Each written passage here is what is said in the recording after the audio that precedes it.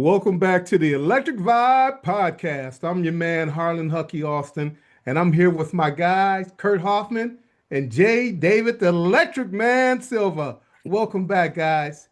Hey. I am so excited for our special guest tonight. We've been trying to get him on for a while, and we were able to finally get him on the show. Yes, we are going to be spending some time with St. Paul Peterson. A Hey, guy hey, that I know y'all. pretty well. There he is. Look at that young Yes, man sir. there. Look at him. We Yeah. we go So way back, don't we, Augie? we sure do. And we're going to talk a lot about that. But Kurt, Right. before we get going, why don't you go ahead and drop a little bit on us and then we'll pass it on to our guy Jay and we'll get right into the interview. Well, I've got to say, Jay, you're going to give a bit more than I am, but I just want to say it's nice to have you back. We had you ever so briefly as a tribute to our fallen funk soldier, Jelly Bean Johnson, Uncle Bean, and you came on with what little time you had, and at that time you had another gig. Of course, you're the man of 1,000 gigs, as you know, Paul. You had the Classic Rock All Stars gig prior to that, but you managed to have 20 to 30 minutes to spare and spend time with us. So you're always generous, probably, and you know this better than anybody to a fault. You don't like to say no to stuff, No, I and don't. we're just happy to have you back. First, let's catch up with you. You said your grandchild is 2 now. You're a grandfather with a 2-year-old grandchild, and that's a beautiful As of thing. next week, little Ro is going to be 2 years old, and I get to go see him at the end of the month. So I'm excited about that. Yeah.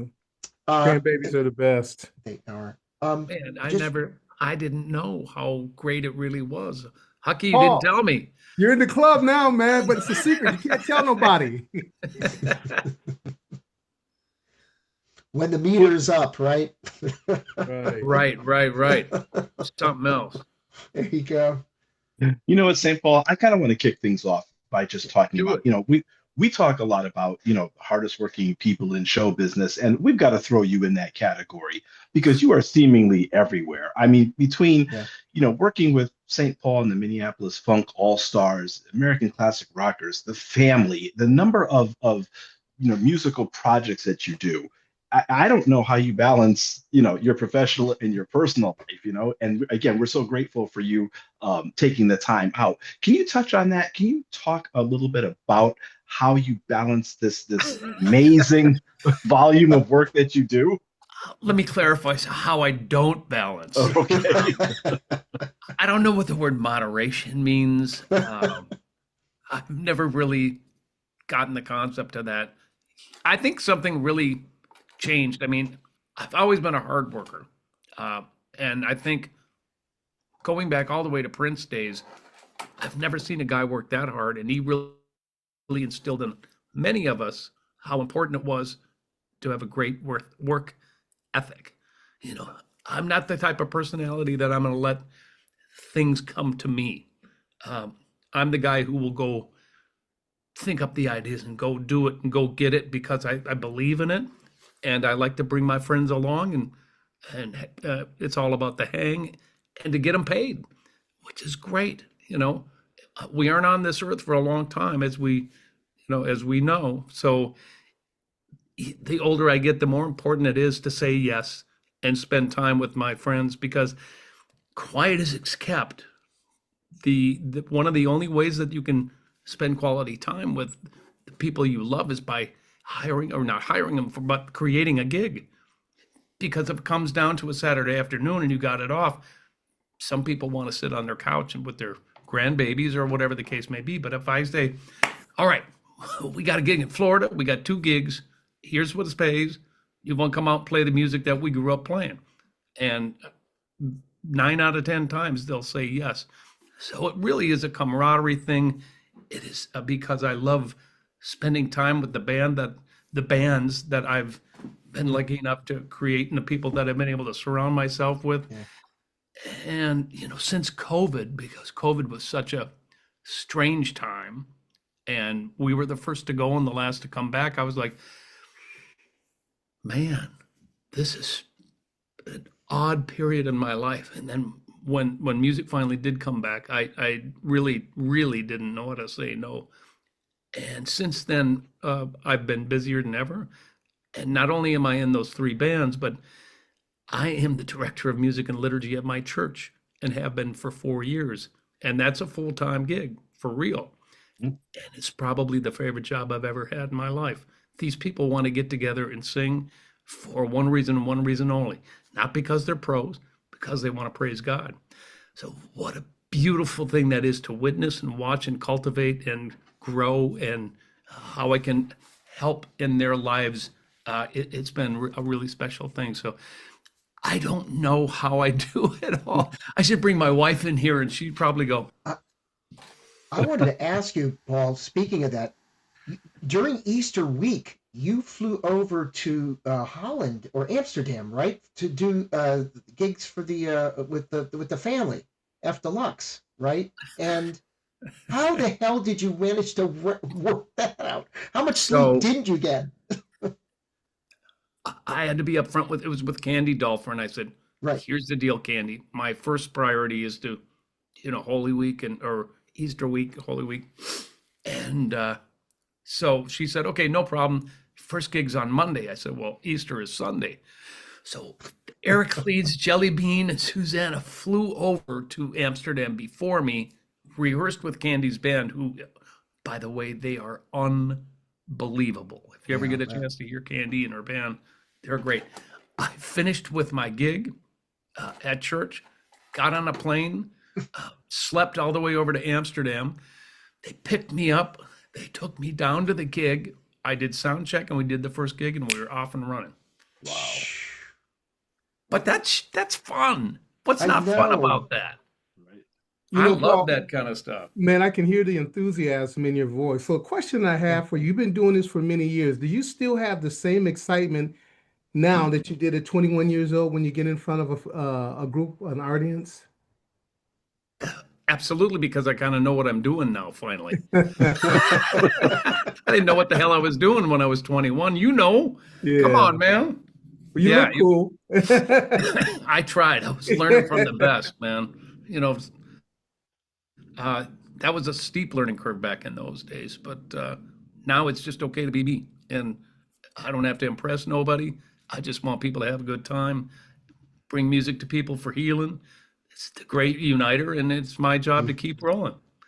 So, Paul, many people know that you were raised up in a music family. But was that something that you just inherited? Were you just expected to be a musician, or was it something that you like, man, this is my calling. I really want to do this. Can you kind of talk to our audience about what that was like?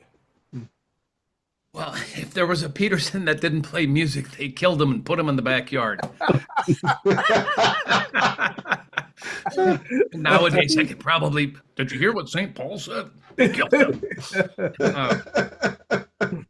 No, I'm the youngest of six kids. We lost one brother before I was born. He had Down syndrome and he died of leukemia.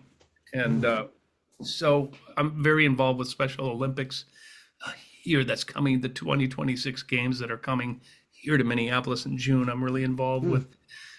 But, I didn't really realize there was another choice because my brothers and sisters played, my mom and dad played. I just thought every family was musical. I'd go out and play on the playground. I'd be like, hey, what do you play? They're like, what are you talking about? So really, it was instilled in me from birth because there was always a rehearsal happening in the very house that I'm sitting in right now, in the basement, the famous Peterson basement. From 1958 until now, we still own the house. We still rehearse down there.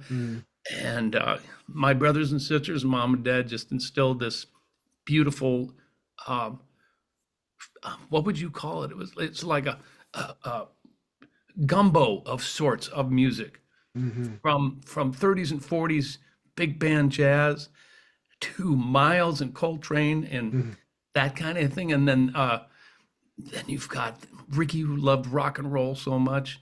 And then Stevie Wonder, my sister turned me on to. So all these guys are pouring all this into me. And I just loved it and started playing from the time I was, I don't know, they say that I was playing drums at age 4. I'd like to see the footage of that, but that's what they were saying. Wow, that's amazing, man. The last time, Jay, you and I talked about how Ricky Freeze and Paul kind of share the same trajectory in terms of instruments that they learned because he started out on the drums, then he went to keyboards, and then now, of course, he plays bass and Morris Day in the Time touring band. So And he's an undertaker, and I have a have a funeral business too, believe it or not. Oh, wow. is that? I don't think.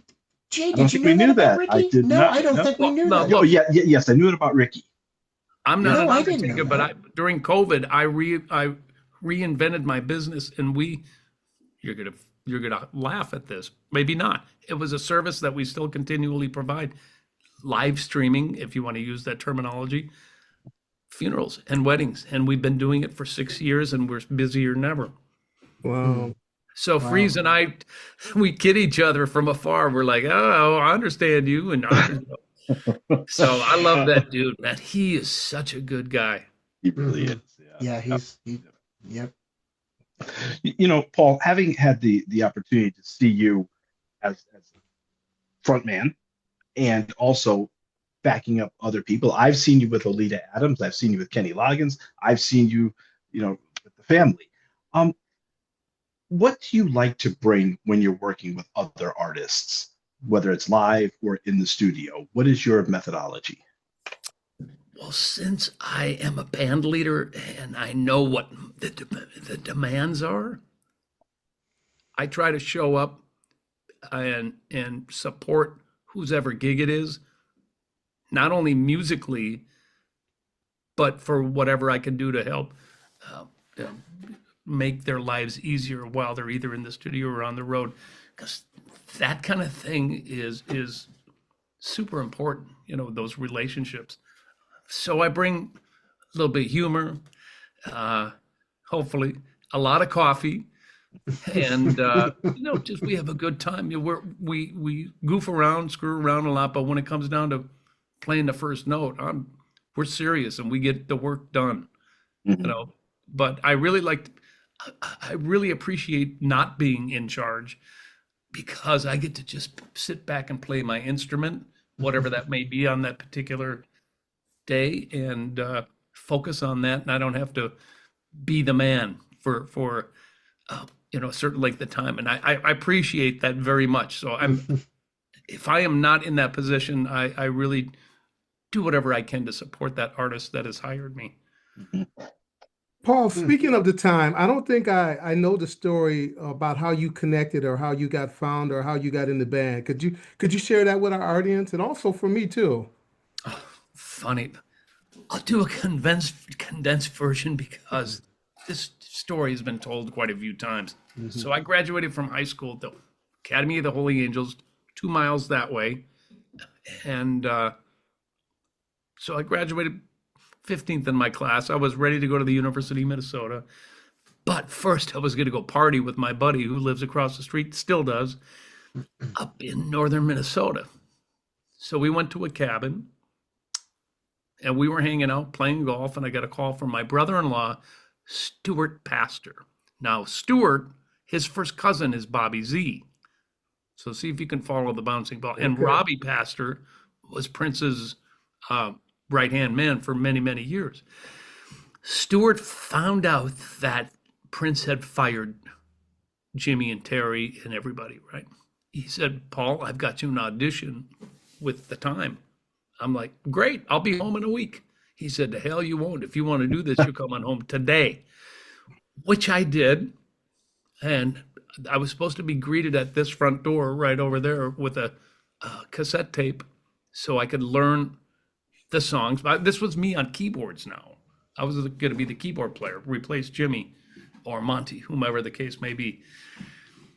So the audition was in like 4 days. So I was going to have 4 days or so to go and learn these songs to the best of my ability, memorize them, learn how to sing them, attempt to dance or be quick enough study to be able to dance, which is not an easy feat for what I looked like. And I was all arms and legs back in those days and not exactly smooth.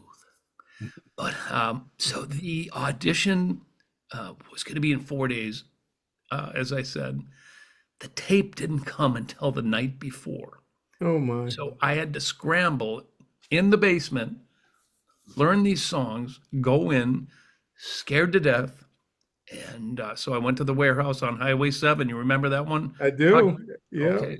Yeah. So that's where I did the audition. Went in, played, left, got a call back, went back the next day. Prince was there. Morris was never there, by the way. He was not there, but Prince was there that second day. I played. He came up to me, and believe it or not, you guys, he said, "What is this?" Oh, Hold on.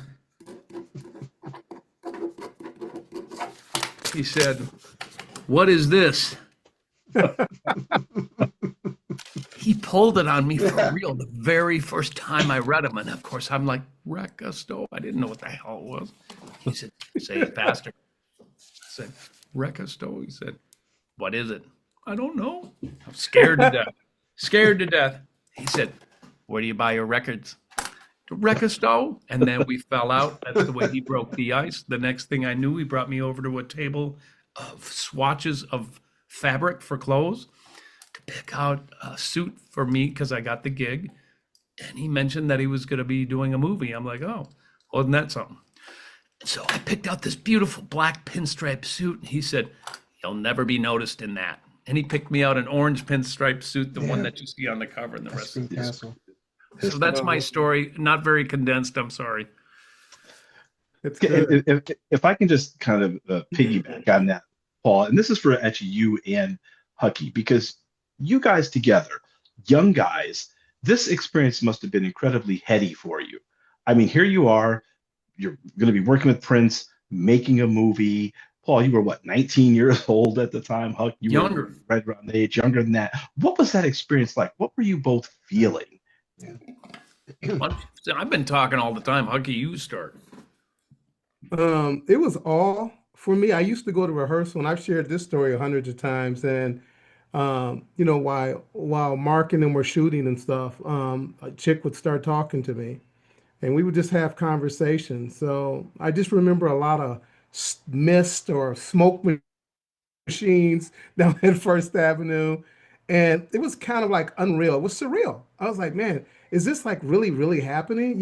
Is this like really like gonna be a big, because at that time we didn't know if Purple Rain was gonna be a hit or not. And so, Chick would just kind of like, as you guys I talked about last week, kind of like Mhm. put me underneath his arm and, was really kind of a real mentor. Prince didn't talk to me much at all. And so I think I had been around for about 6 months before he even said one word, Hmm. and finally one day, one set, he came out and said, Hucky, and I looked around, I'm like, is he talking to me? And he's like, "You are Hucky, right?" And I was like, "Yeah, I'm Hucky." So it was, I mean, I was 21 years old, and this was like a whole world that I'd never seen, even though I was raised in Minneapolis. So Hmm. yeah. So mine was just a little bit different because, first of all, I was thrust into a band that wasn't my family, right? But the Peterson family, because my whole life I had been brought up on jazz and R&B, where your objective is to be able to improvise. Well, this was not that gig, so I had to learn that, and the guy calling all the shots at that point was a very young and demanding Jesse Johnson. And I've told Jesse to his face, so I'm not saying anything out of turn here. He was a pain in the ass. Well, and here's why. But I've changed my tune. At least I thought he was back in those days. But what that man taught me in such a short amount of time, he took it upon himself to lead that band and mold a young Paul Peterson into what that band needed to stay the way it should have been. Replacing Jimmy Jam or Monty Moyer or anyone in that band of brothers, is not an easy task, right? So the fans were probably going, who the hell are these people? So we had to look right, we had to play right, we had to act right. And this was all foreign, man. This was like culture shock for me. Seriously. So I was green, still scared, because I knew the opportunity was a great opportunity and I didn't want to screw it up. So I just was a sponge and I did what I needed to do and showed up and did the best I could. And, Jesse let me have it plenty. Plenty. He let everybody have it. Plenty. But the band was great. We rehearsed 6 days a week for 8 months and did one gig at First Avenue that was recorded. So that's me. You'll hear playing on the Bird. The rest of it is a studio record that I was not a part of. So that was recorded before I got into the fold. And that really, and that's fine. But it's fun to say that I did get to play on the Bird. Did you have a chance, Paul, to catch up with Jesse at Just gonna Paisley ask Park yeah. in June? Oh, yeah. I love Jesse. He and I, if Jesse calls you on the phone, just if you see him calling you, I got to look at my calendar and see when my next meeting is, because he will talk to you for an hour and a half. Mm-hmm. You'll hear him playing guitar licks in the background. Yep. So if you just got to throw in a once in a while to make sure that he knows that you're still there. Oh, yeah. Yeah. Jesse's a trip. I'll tell you what is cool for me, you guys. I told you that he was hard on me, and I also told you what he taught me. All these years later, and I've said this to him, and I'm so glad that I've been able to do this with him and other people who were very influential in my life. I got to thank him. Just say, dude, you didn't have to do that. I know that wasn't an easy situation for you, and I just want to say thank you for jump-starting my career, which is exactly what he did. So to be able to give somebody that thank you from the bottom of my heart, that's important to me, and it should be important to all of us for the people who were influential in our lives and our careers while they're still alive. Correct. Yeah. Correct. You recently, with this past year's celebration, of course, that's why, Jay, you asked him the question about, seeing Jesse. And Jesse put a great show on. He's got that Hendrix vibe just in spades. I mean, he really does. He just, the look, the bejeweled guitar, the whole thing. You got to play a little bit with Morris Day and the Time this year's celebration. I think you actually If you played want to bass. call it that. Yeah. Well, I invited myself on stage. I'm hey, like, whatever. I said, look, I'm coming on stage. When he brought up everybody from the audience, I'm like, I'm in the audience, and I got on stage. He saw me there. Some of the players in the band don't know who I think I am, and they were trying to move me around. I'm like, get off me, man. So I had fun with it. Morris saw me. He cracked up. He gave me a big hug at the end. But that's really the most interaction that we've had in 40 years. I mean, we trade emails back and forth, niceties, and I was able to thank him too for giving me a shot and putting up with my young ass 41 years ago. So it's fun to see him, and he's always nice to me when we exchange emails. So, St. Paul, one of the highlights of Celebration this year was obviously the family performing again with all the original members. But what was key for me, and I think for Kurt as well, Kurt, if I can speak for you, was the panel discussion. There were questions, that Bobby Z had moderated, but the love that the crowd had for the family after 40 years, they loved the first album, stuck by you guys. What does that mean to you? everything. I mean, Prince fans can be incredibly finicky, but they are incredibly loyal. And for them to embrace us after all these years and all the stuff that we've done and still remember that record, number one, and care about that record and care about us. I mean, you can't ask for anything more. It was moving. I mean, we all talked about, we felt it. Bobby was incredibly respectful and kind of didn't even ask me about leaving the band. And I think I brought it up towards the end. I'm like, thank you, Bobby, for not making me go Yeah, I through that remember or that. That's something like right. that. Yeah. Mhm. But he did a great job. He was very involved with that around that time, and of course has a song on the record. But to have the fans still care about what we do, not only as the family, but in our other portions of our career is incredibly humbling. And we wouldn't do what we do without them. I want to personally thank Jerome and Jay. You know where I'm going with this. I do. You guys were doing what was the song off of Gaslight that they were doing? Sanctified? Could be. And Jerome handed me his microphone because he could hear me singing along these background vocals, like, yo, man, you can sing. So I may or may not have sung background vocals for a few seconds. Put it on the resume, man. Right. Okay, I just want to make sure I got your approval on that. Thanks, Paul.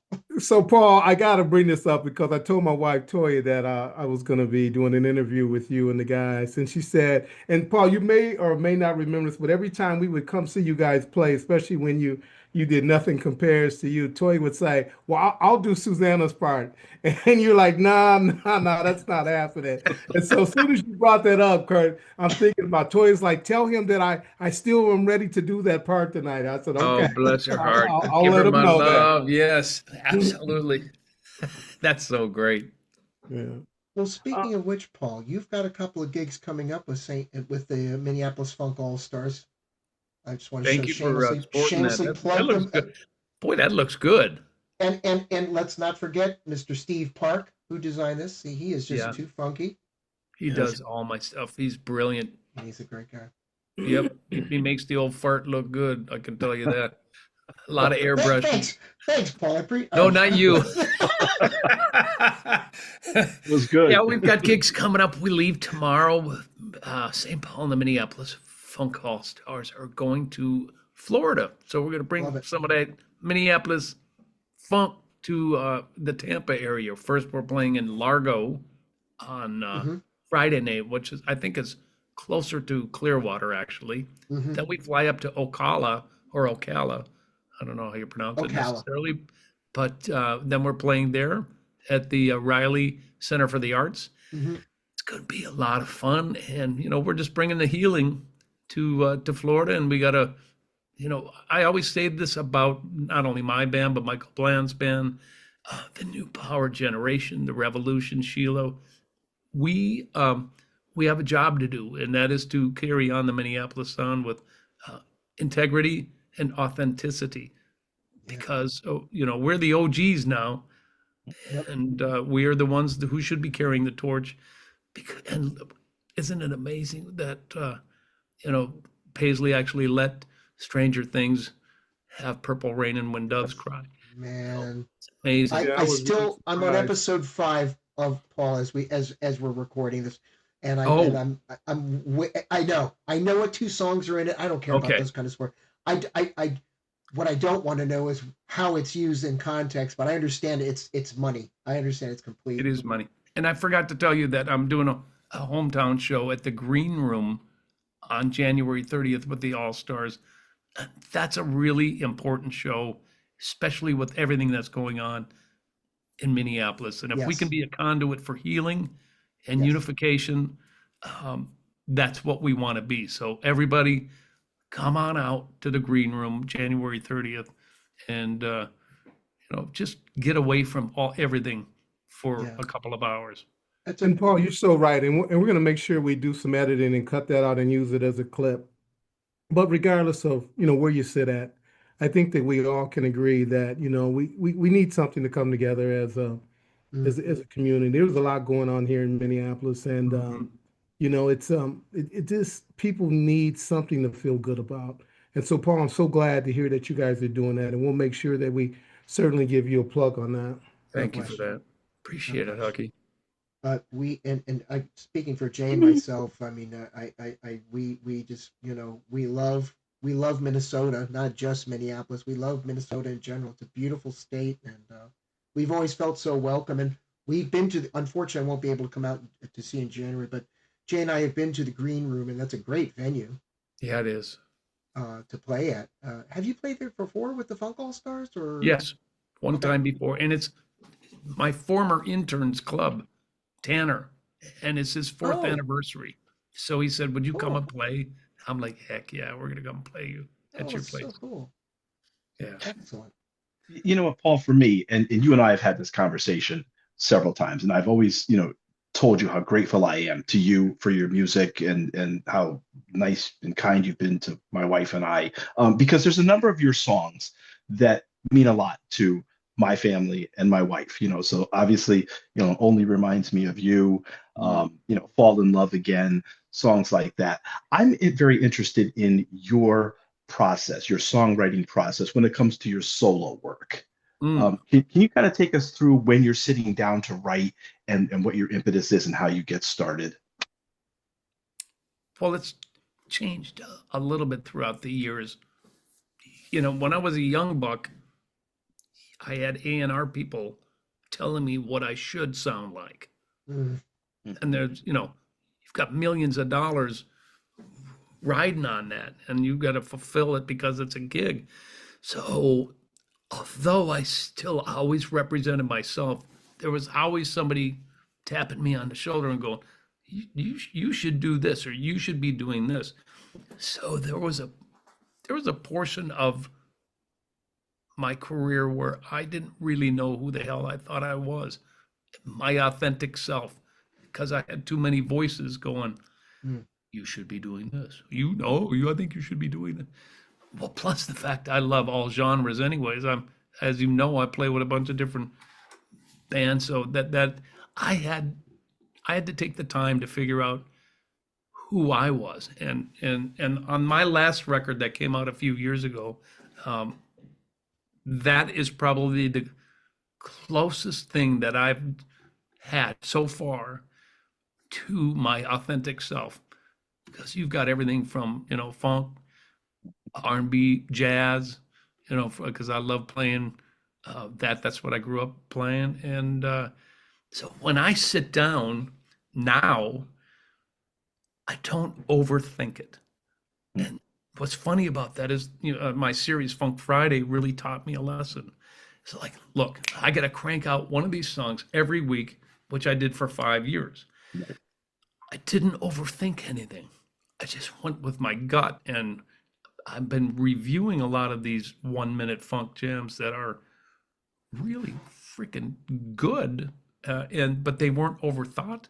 It's just the immediate immediacy of what's coming in, what's being given to me, and I'm trying to listen to that more than listening to other people. Just trying to listen to the creator more and just go, where am I supposed to be right now? So sometimes it'll start on the keyboard. Sometimes it'll start in the shower, and I'll get an idea in my head and have to grab my phone and hum it into my phone. Um, it comes from many different places. It's kind of a jumble until I sit down and start programming it out. But the important thing of note is that it's more authentic than it's ever been. Mhm. well, I can tell you, we really appreciate your talents. My particular favorite thing that you do is playing on the fretless bass, Oh, wow. especially on LP music stuff. But Yeah. you've done a little bit of fretless bass here and there on your other various solo projects. Can you talk about Mhm. what drew you to the fretless bass? How about my brother Billy Peterson? Okay. If you don't know my brother Billy, he's my oldest brother. Probably, I think he's genius. I really think he is. He is. He loves bebop. He played in the Steve Miller Band for 25 years, but Yeah. his passion is the upright bass, fretless, obviously. But he also played, like back in when the Jocko days were really happening. So he was into all that, and he's the one who taught me how to play bebop drums, and he was very instrumental in that. So I Hmm. idolized Billy. I wanted to be like him, and in his inflections and his Mm-hmm. approach and everything like that. He's probably my biggest influence, and then Marcus Miller's probably a Yeah. second Sure. influence, who plays so beautifully. Um, Pino Palladino Of course. is incredible.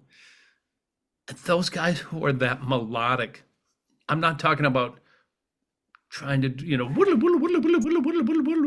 kind of YouTube yeah. stuff. That's not where my heart is. I think it's cool. Don't get me wrong.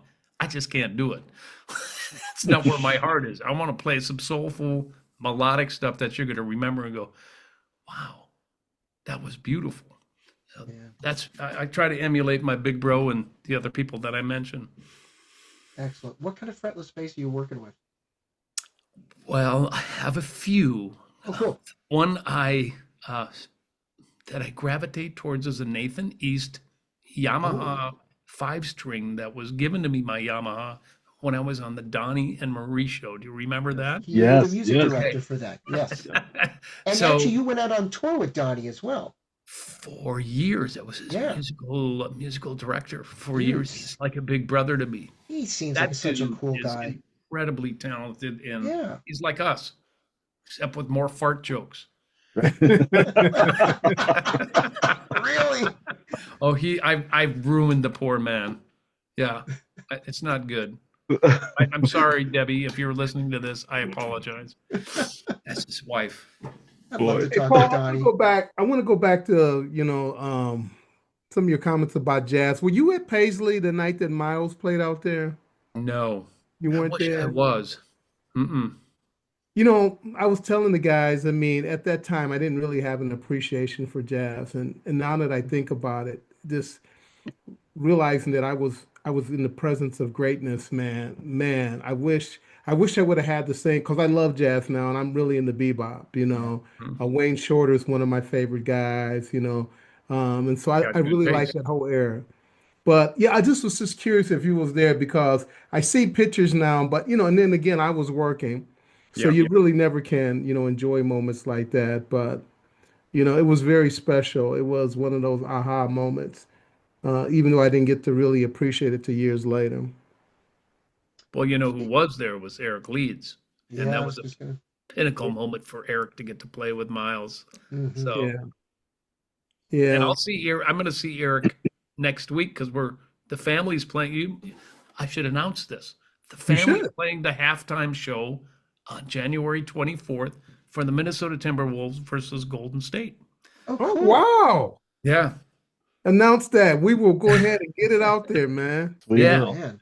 So come Speaking see of, me at the Target Center. So and the Wolves have been very good to me and my family and I was the gonna whole say, Prince community. So you also had the Minneapolis Funk All Star halftime show for the Timberwolves December 21st, if memory serves. sure did. Yeah. It was a busy time, man. You got to have those Christmas dollars there, And get then I'm doing a presents. private party for the Wolves too in next month. So they've been very good to me. Yeah, Cool. that's great. Yeah, Nice. that's a good time. Toy and I, when NPG or a version of NPG, Mark was in town, Paul, about a month ago, we got to go down there. And the Timberwolves organization is first Oh, yeah. class. They take Yeah. good care of you. Yeah, they sure do. I saw that, man. I was so glad that you guys did that. That was And it very, was so fun. It was fun. yeah. So, It's funny, they roll you out. You have 1 minute to roll out, fire up your axes, right? hope that it works, and play for 5 minutes, and then you're done. Yeah. That was a great medley, by the way. That was tight. I mean, Elisa singing "I Want to Be Your Lover." I and know, just- right? She's great. We love her. And by the way, I live in the Philly metro area. I just have to point out, you got Okay. a Philly girl, that Yes. spicy Italian Philly, Oh yeah. zests that she's got, man. She's cool. I love that girl. She really brings it every single time, and it's just a joy to be around. I can't wait to see her tomorrow. I'll see her tomorrow. We'll be Please hanging tell out her right we now. said hey. This Please time tell us tomorrow. we said hi. That's And great. it'll be warm. Paul, you're getting Right. away Yeah. from this Right. cold Take my hat weather off, we get. maybe. Yeah. That's cool. St. Paul, just a couple more questions. And for me, I'm going to throw out some numbers. Okay. The St. Paul album came out 87. Yeah. Down to the Wire was 1990. Blue Cadillac 96. When you look back at your career, what stands out to you the most? What are you most proud of? Hmm. That's a tough question, man. I don't know if anybody's ever asked me, but now that I'm in my 60s, you better get this answer right. I should think about that. There's so many facets that I'm proud that I learned the catalog I learned from my mother. Mm. She was an incredible hockey. You probably remember Mom. Yeah. I don't know whether if you had a chance to hear her play, but she was sound like Oscar Peterson or Art Tatum. She was ridiculous. She brought me up from the time I could stand up, playing bass or drums or whatever. I did thousands and thousands of gigs with that woman. She molded me into the musician I am.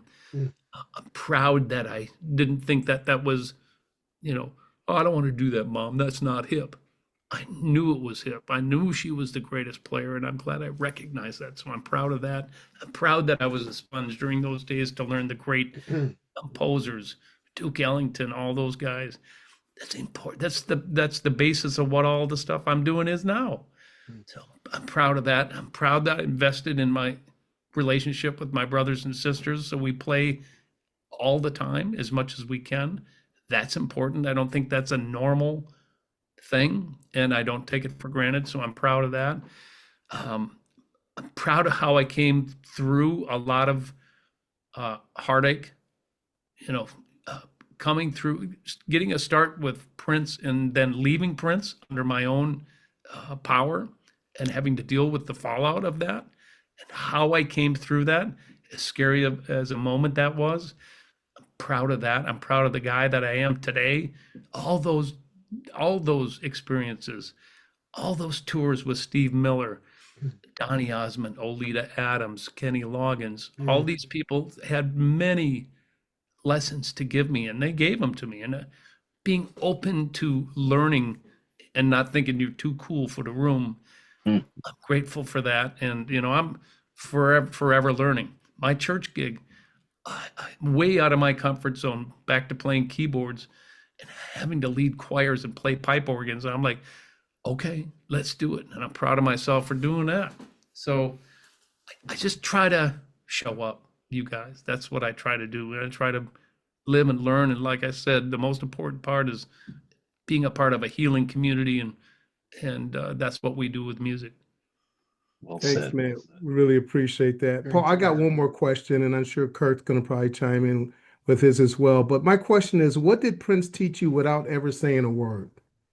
What did Prince teach you without ever saying a word? How long you got? Yeah.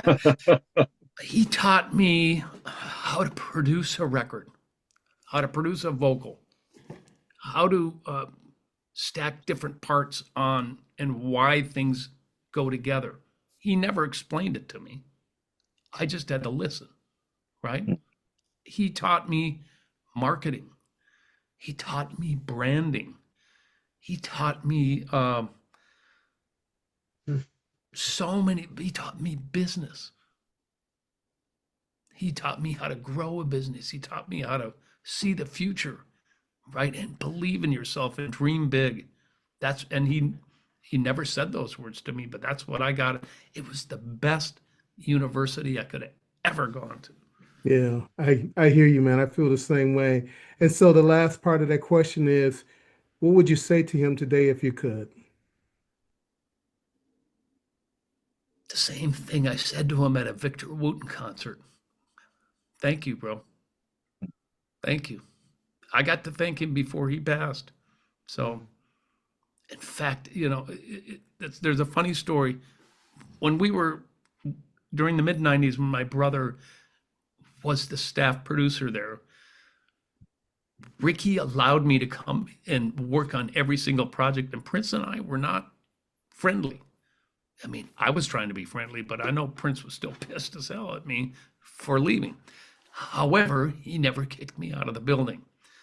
Fast forward 4 years later or whatever, when Ricky's contract was up and we were moving out, I wrote him a letter that said, I realize what you've done for me and my family. I don't take it lightly. I just wanted to say thank you for everything you've done for Ricky and myself. And it's been great being in this building and playing on your records. Bye-bye. So closure, right, for me. And I'm a young father at that point. The next day I get a phone call from the receptionist at Paisley that said, Prince wants to see you. I'm like, what? So I went back in, went up to his second level apartment. He let me stew there for about 20 minutes before he made an appearance. He said, what do you do? I'm like, hi, I'm a musician. What do you mean? He said, do you make a living at this? I said, yeah, I got kids. I have to. He said, you want to join my band? I went, really? What does that look like?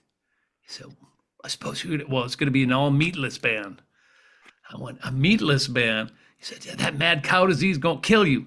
I said, no, that's not going to work, man. He said, oh, you're going to go with Michael Bland and meet me at the barbecue joint, aren't you? I'm like, yes, that's not going to work. So that's when the healing started to begin. And although I didn't join his band, we started becoming friendly again at that point. That's so, thank you for sharing that, Paul. That's amazing, man. That's good to hear, bro. Yeah, it is. So, Paul, before we close out here, aside from the gigs that you have with the Minneapolis Funk All Stars in Florida, is there anything in the future possibly for the family or anything related to that? We are working on something right now, and hopefully it'll be in the spring of 26 in Minneapolis. But we'll, that's all I got for you so far. Okay. Because, you know, logistics and humans and organizing and getting people to say yes is, you know, always challenging, but I'm up for the challenge because I think people want to hear the family. Oh, yeah, yes. Yes. By the way, I want to point out one thing else that's really important is that Steve Park did a beautiful drawing of the family, and it's on our website, fdeluxe.com. Beautiful poster, right? Yeah. We all signed it, and Bean signed it, obviously, before he passed, and we've got such a few amount of those. And if you're a collector and you're listening to this, you should have one of those, because not only is it Steve Park art, but you got all the original signatures on that. And I just want to let people know, because I didn't really do a great job of advertising that. So I'm doing it now. Oh, Paul, is this on your website? Yes, it's on fdeluxe.com. Yeah, we'll make sure to put a link in here so it'll take people right there. I want people to have that. Yeah. Okay. They should have that. There's some. Jay, are you thinking who I'm thinking might want one of those? I am. Yeah, we'll tell him off the air. Yep. Okay. Who, Jeff Hostiller? No. Come on, Huck, not necessary. Come on. Man, come Paul, on. Man. So, Paul, we have a New York Giants fan and a Baltimore Ravens fan. So I always give them a little business every time I get a chance. I like that. I like that. Certainly does. Hey, listen, we just lost Harbaugh, so don't even get me started, Huck. Yeah. At any rate, Paul, thanks so much for coming on and taking your time. Safe travels to and from. Give our best to all the Minneapolis Funk All-Star crew. Thanks always for showing up. You've shown up for many people, and we want to thank you for all the music memories and showing up here today, of course. And as I always like to say, a rising tide lifts all boats. Jay? Of course, St. Paul, thank you very much. As I've said to you many times, thank you, for all the music and the memories all of these years. You don't know how grateful me and the fellows really are to you. So as always, thanks again. And folks, if you like what you see and hear, please remember to follow, like, and subscribe to the Electric Vibe podcast. Doing so and every bit of support that you give us allows us to bring great content to you and great guests like St. Paul Peterson tonight. And as I like to say, when the universe comes knocking, you have to answer that door. Hucky? Man, this was so fun. Paul, every time I get a chance to have interviews with people that I worked with in the past, I mean, it's like going home, man. And so it gives me such a great feeling. And bro, haven't talked to you in a while, but man, it just feels so good to see your face again, to see you doing well, to hear about you being a grandpa. Mhm. I know what that's like, man. And so really, we really enjoyed our time here with you, and we thank you for coming on. And the thing that I like to say, man, we got a lot going on in the world today, and I just want to just remind everybody, let's be kind to one another. Mhm. We're out. Peace. Lead with love, everybody. Lead with Peace. love. That's right. Sir, peace. Peace.